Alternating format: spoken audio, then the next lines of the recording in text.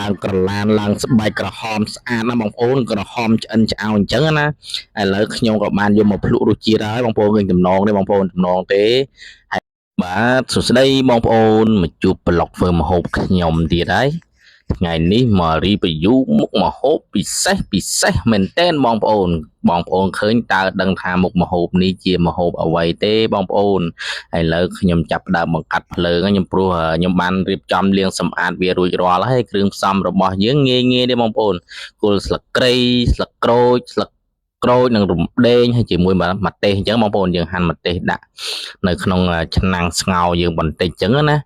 នេះគឺជាមុខម្ហូបមួយដែលគេហៅឈ្មោះថាស្បែកគោបងប្អូនស្បែកគោបងប្អូនយើងយកមកស្ងោរសិនណាហើយស្បែកគោរបស់យើងបានធ្វើរួចរាល់ស្អាតរួចរាល់ហើយឥឡូវយើងបន្ថែមគ្រឿងបន្តិចទៀតដូចជាខ្ទឹមសបងប្អូនយើងវាយវាឲ្យម៉ត់បន្តិចមកឲ្យបែកចឹងមកបងប្អូនហើយយើងយកមកដាក់ចូលទៅធ្វើឲ្យខ្ទឹមសរបស់យើងវាផ្សាយភាយនៅរសជាតិខ្ទឹមណាធ្វើឲ្យវាមានរសជាតិឈ្ងុយឆ្ងាញ់បងប្អូនហើយឥឡូវយើងចាប់ផ្ដើមរៀបចំគ្រឿងរួចរាល់ហើយយើងក៏បានគ្របវាទុកយ៉ាងស្អាតបងប្អូនប៉ុន្តែមុននឹងគ្របភ្លេចបងប្អូនភ្លេចប្រាប់បងប្អូនបន្តិចទៀតយើងត្រូវដាក់គ្រឿងបន្ថែមទៀតឲ្យវាស្បែកគោរបស់យើងមានរសជាតិឆ្ងាញ់អញ្ចឹងណាយើងដាក់ស្ករនិងប៊ីចេងបងប្អូនយើងដាក់មកសំល្មមមកព្រោះជីបពីព្រោះស្បែកគោរបស់យើងនេះយើងត្រូវស្ងោរវាឲ្យផុយសិនបងប្អូនហើយនេះគឺជាទឹកជ្រលក់យើងមិនជ្រលក់ញ៉ាំទេបងប្អូនយើងយកមកជ្រលក់លាបលើស្បែកគោរបស់យើងណាមុននឹងយើងបានជ្រលក់លាបហ្នឹងគ្រឿងផ្សំរបស់យើងហ្នឹងវាមានម្ទេសហុយមានទឹកត្រីស្ករប៊ីចេងតិចទៀតបងប្អូន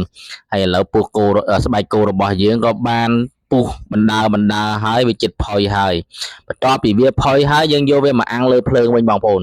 យើងអាំងលើភ្លើងយើងលាបជាមួយម្ទេសហុយដែលយើងធ្វើទឹក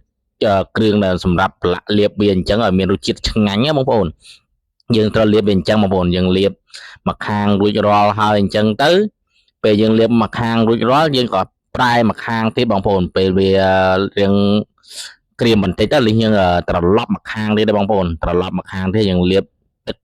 គ្រឿងរបស់យើងជាមួយនឹងម្ទេសហុយហ្នឹងណាយើងលាបហើយយើងអាំងវាឲ្យក្រៀមមកស្រួយឆ្ងាញ់ហើយផុយល្អបងប្អូនមានរសជាតិឆ្ងាញ់ហើយគ្រាន់តែរីវីយូមុខម្ហូបនេះក៏លេបទឹកមាត់ដែរបងប្អូនពីព្រោះខ្ញុំអ្នកហូបផ្ទាល់មានរសជាតិឆ្ងាញ់ណាស់បងប្អូន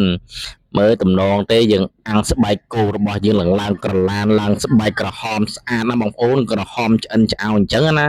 ឥឡូវខ្ញុំក៏បានយកមកភ្លក់រសជាតិហើយបងប្អូនឃើញតំណងទេបងប្អូនតំណងទេហើយអូយអេមែនហើយយើងមិនបាច់ជ្រលក់ទឹកគ្រឿងបន្ថែមទៀតទេរសជាតិវាឆ្ងាញ់ល្មមហើយក្តៅបន្តិចបងប្អូនរសជាតិឆ្ងាញ់ណាស់ដឹងតែអេមហើយអេមតែម្ដងហើយអរគុណបងប្អូនដែលបានវីដេអូរបស់ខ្ញុំកុំភ្លេចជួយ like ជួយ share ឲ្យខ្ញុំម្នាក់មួយផងជួបគ្នានៅ